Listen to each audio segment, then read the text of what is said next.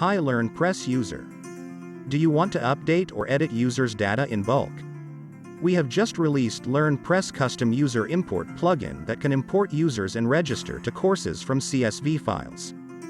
With this plugin, you can update your users' data and manage them easily within your WordPress site. In this tutorial, we will show how you can edit or update Learnpress users' data in bulk action. After activation of Learnpress Custom User Importer plugin, you need to download the CSV template from the plugin setting page. First, you need to fill the user ID column to update users' data. By using this plugin, administrators can update the first and last name, password, and alternative fields like bio, Facebook, Twitter, YouTube, LinkedIn, address, organization, and ordered by information. So, we have filled these columns to update user information. Now save this template and upload it.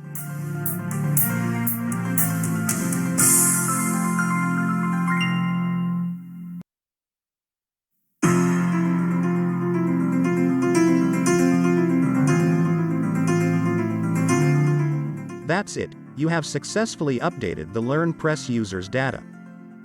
Let's see in the user's account.